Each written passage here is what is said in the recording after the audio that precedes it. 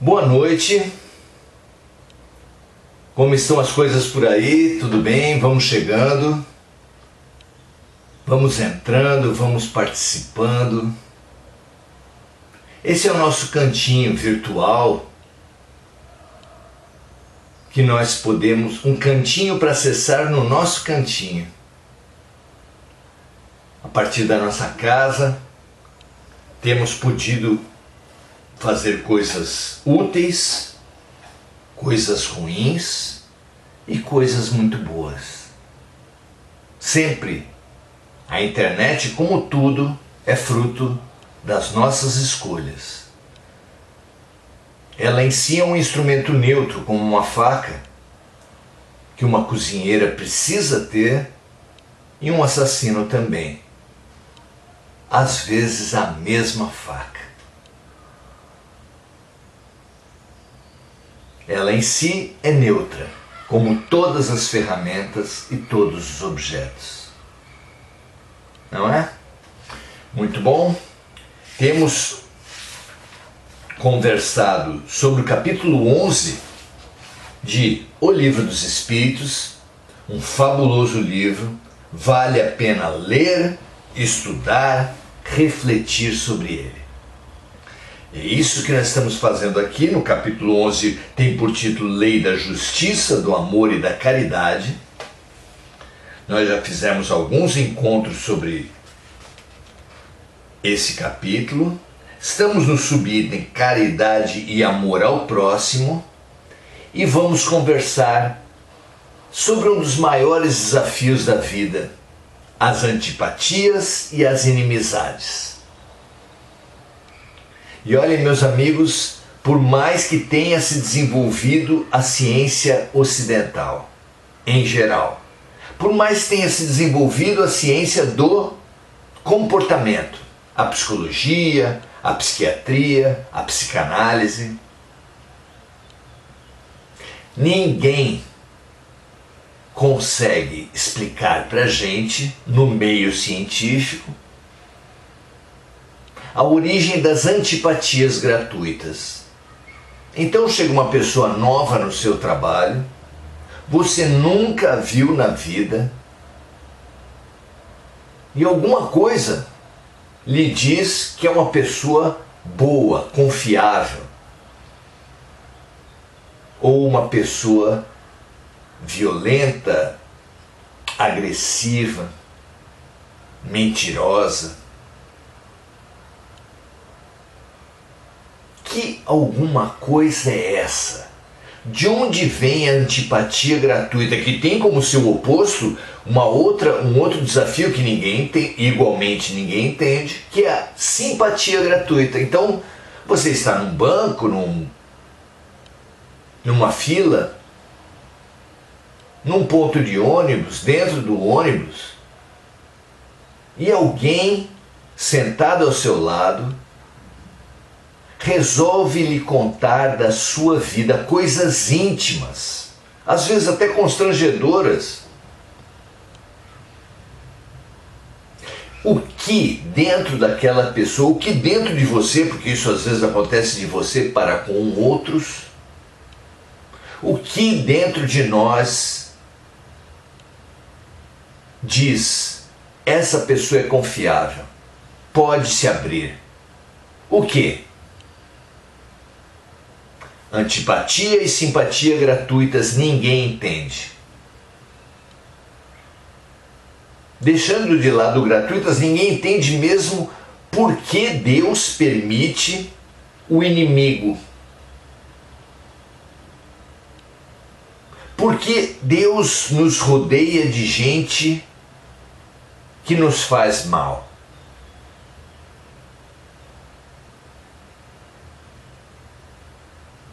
Às vezes na própria família. Como pode ser isso? Se nem entre os animais existe a perversidade, a antipatia gratuita, como pode ser que entre seres humanos, necessariamente mais evoluídos, pelo menos no aspecto racional, Como pode ser que tanta gente se prejudique aparentemente sem motivo algum? Esse desafio nunca foi vencido pela ciência do comportamento e ele só pode ser entendido pela certeza de que a vida não começa no berço, não acaba no túmulo, que assim como trazemos talentos diferentes, como existem talentos diferentes mesmo entre gêmeos univitelinos, ou seja, que têm a mesma carga genética, da mesma forma que ninguém entende que crianças em tenra idade já possuam habilidades enormes que às vezes os próprios adultos nunca vão desenvolver. Um dos casos notáveis é Mozart, que aos 6 anos de idade compôs sua primeira sinfonia. São partituras de dezenas de instrumentos que dialogam entre si harmonicamente, produzindo uma beleza enorme no seu conjunto. Quase a totalidade da humanidade jamais vai conseguir fazer isso. Como é que uma criança vai conseguir o que adultos não conseguem? Isso entre outros talentos inatos. Como compreender a justiça de Deus perante as doenças de nascença, os abusos intrafamiliares em tenra idade? Há uma gama enorme de eventos humanos que estão aí, que saltam os olhos e que a ciência não explica. E quando diz explicar, fala que foi por acaso, por sorte, por azar, palavras que não explicam nada. Coincidência. O que explica a coincidência? Apenas, como a palavra diz, que duas coisas incidiram, ocorreram ao mesmo tempo. Mas são palavras que não explicam nada, mesmo se ditas de forma pomposa.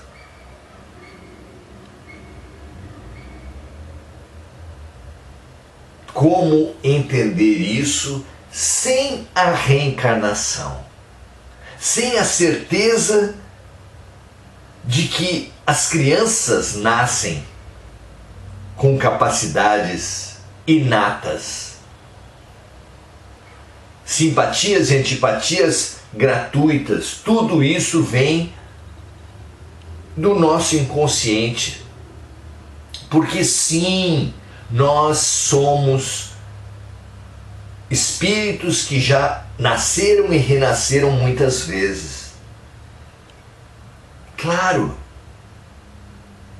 E nessas muitas vidas, desenvolvemos capacidades, desenvolvemos simpatias e inimizades,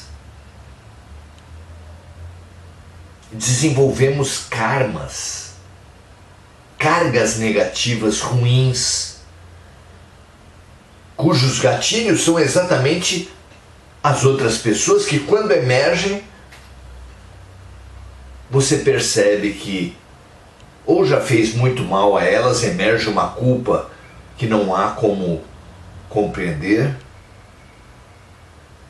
um medo, um aviso. Temos inúmeras capacidades, inúmeros defeitos, simpatias e antipatias, e é preciso aprender a trabalhar essas questões, porque reencontros kármicos só surgem em nossas vidas, dentro ou fora das famílias, com um único objetivo: reconciliação, reparação dos erros, perdão, compreensão, transformação, evolução.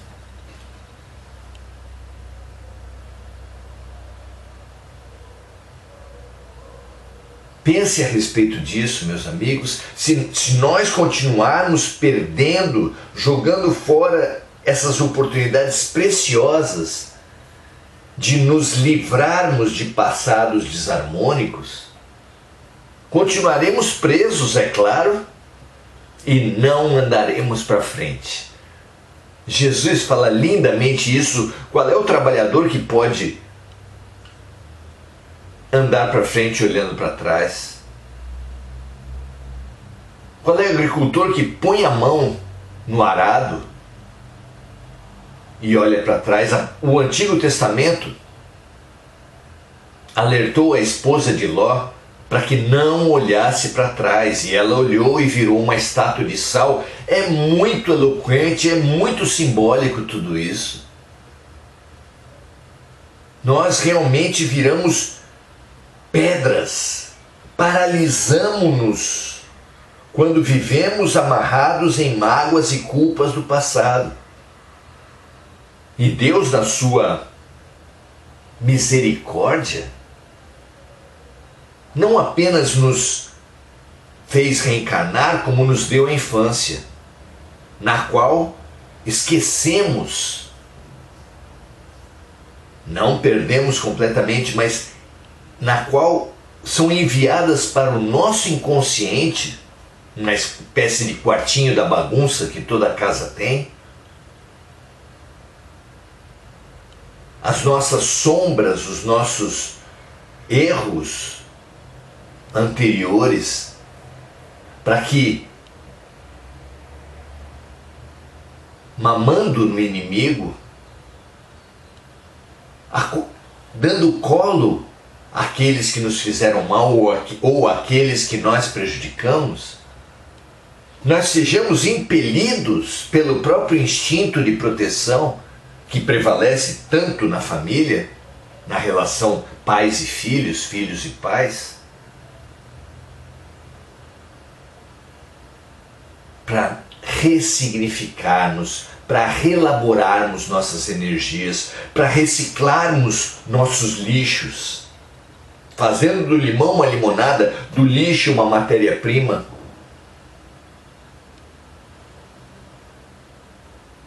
Do ódio, compreensão e amor.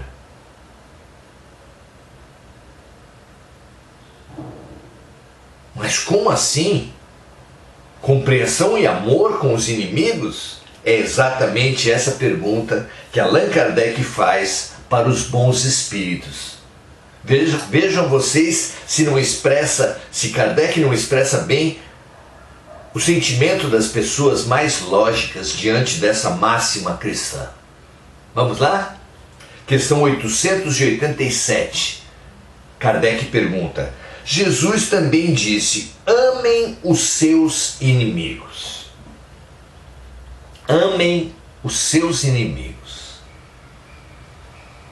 Ora, o amor pelos nossos inimigos não é contrário às nossas tendências naturais?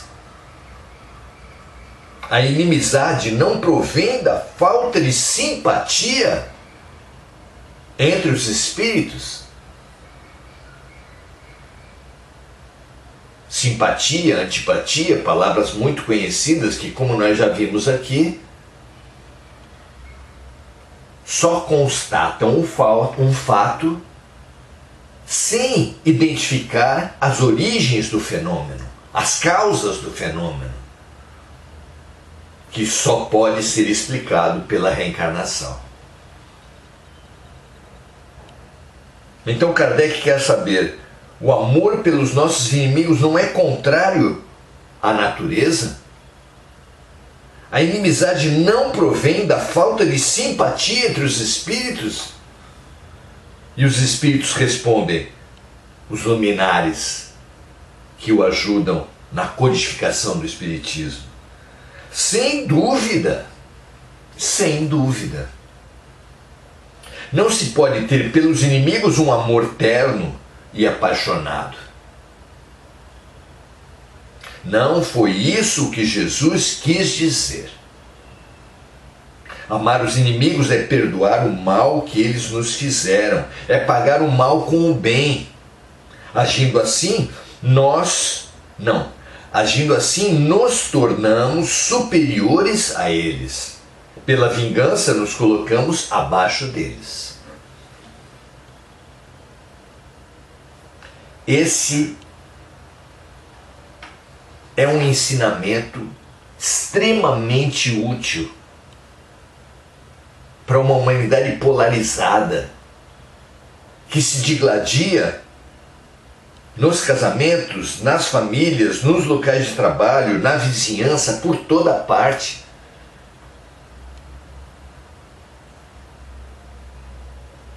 Numa humanidade que se tornou inimiga por questões político-ideológicas, por questões religiosas. Vejam só, religião quer dizer religação. No cristianismo, um dos maiores mandamentos diz amar o próximo. Nos orienta a amar o próximo como a nós mesmos.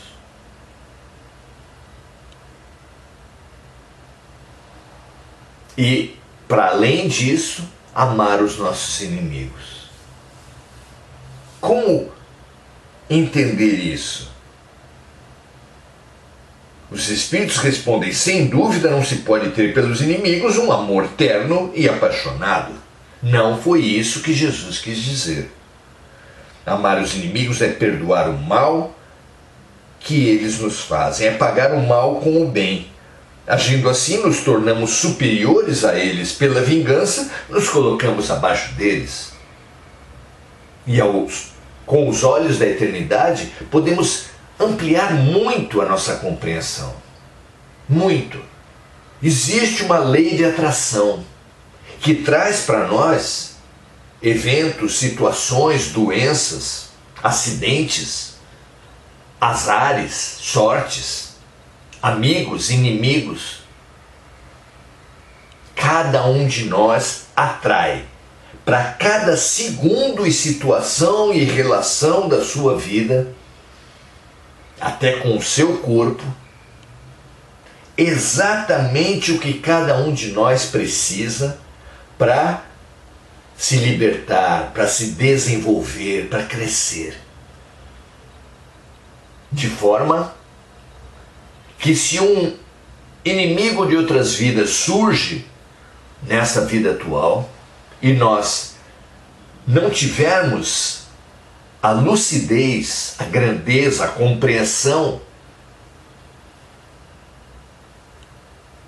de ressignificarmos, reciclarmos as antipatias, o desejo de vingança,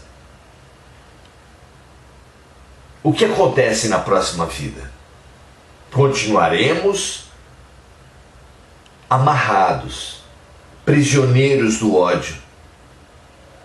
E como Deus sempre nos oferecerá oportunidades, aquela inimizade que você não foi capaz de perdoar nessa vida retornará. E se você ainda não tiver lucidez, na outra vida retornará.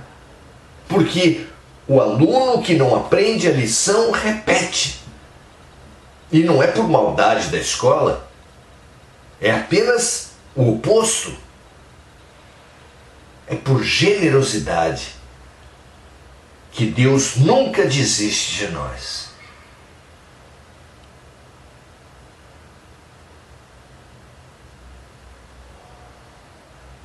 Então, aqui, na resposta, os Espíritos sabiamente se utilizam do nosso orgulho para dizer que, pagando o mal com o bem, nos tornamos superiores aos inimigos. Se nos vingarmos, nos colocamos abaixo deles. Se utiliza dessa terrível força perante a humanidade, que é o orgulho, para nos estimular a transformar as inimizades em serviço, em perdão. A compreensão das vidas sucessivas, mesmo que seja apenas para nos libertarmos do mal, das inimizades dos inimigos, também nos estimula a jamais deixar para amanhã o que podemos fazer hoje, a nos libertarmos já, propiciando que o amanhã seja, e o hoje mesmo, seja cada vez mais livre, mais leve, mais libertador. Mas há outras razões ainda para olharmos com outros olhos, para compreendermos por que Deus traz os inimigos para nós.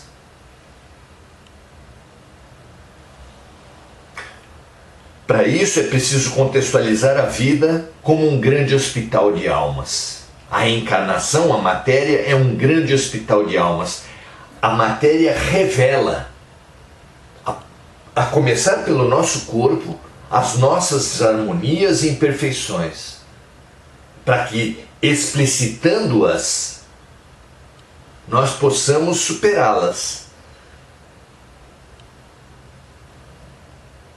E assim como na matéria em geral, no nosso corpo em particular, os inimigos também cumprem essa função. Tudo isso é uma espécie de aparelho diagnóstico no hospital de Deus. E os aparelhos diagnósticos não vêm para o nosso mal, muito pelo contrário. Eles apontam, eles situam, eles explicitam as nossas doenças. O diagnóstico abre a vida de um doente para a cura. O diagnóstico é imprescindível à cura. A partir do momento que sabemos a origem das nossas doenças, um leque de terapêuticas se abre para que possamos enfrentar, às vezes superar e curar, no mínimo amenizar os sintomas. Nenhum ser da terra, nenhum dos nossos maiores amores terá a tenacidade que um inimigo tem para procurar, localizar, apontar, cutucar os nossos erros, as nossas fragilidades, os nossos defeitos. Só quem faz isso são os inimigos, meus amigos. Só os inimigos têm essa obsessão. Inclusive os inimigos espirituais, os nossos obsessores, antes de tudo são auto-obcecados pela ideia de nos atingir, de nos trazer dor. E Deus se utiliza do ódio dos inimigos para apontar para todos nós os nossos pontos fracos, aquilo sobre o que temos que investir para nos transformar, nos expandir, nos curar.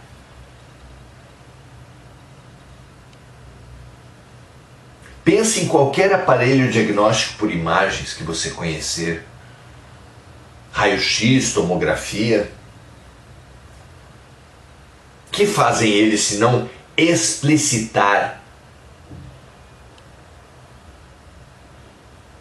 os nossos problemas? E assim explicitando como são valorosos para que nós enfrentemos e nos curemos.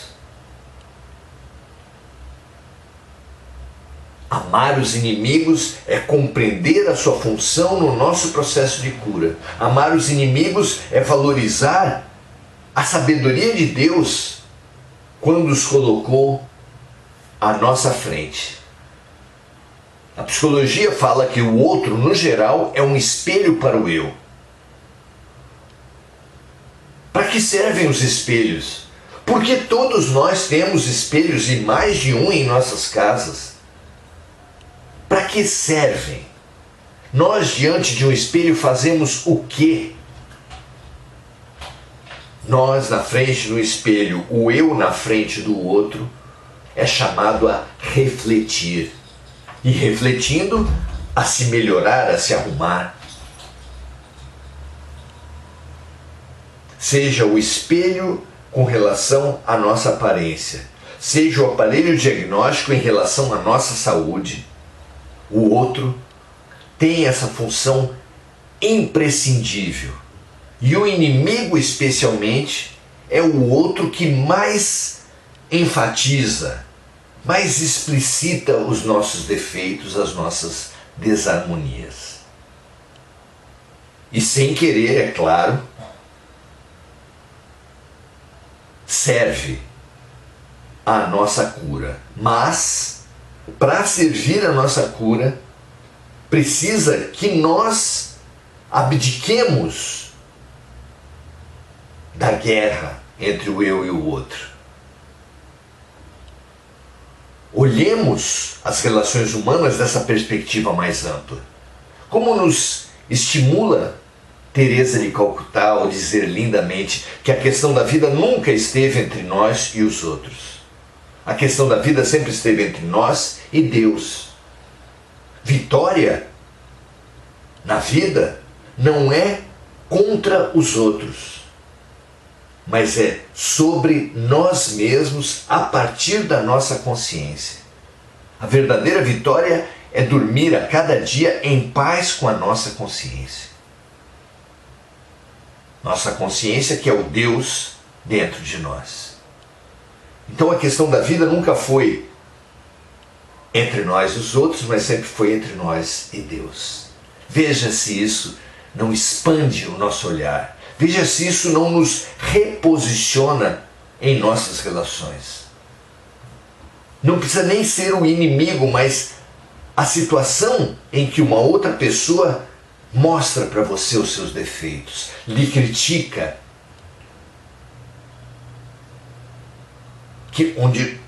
crítica que no geral, acusação, explicitação dos nossos defeitos, que em geral nós lidamos muito mal.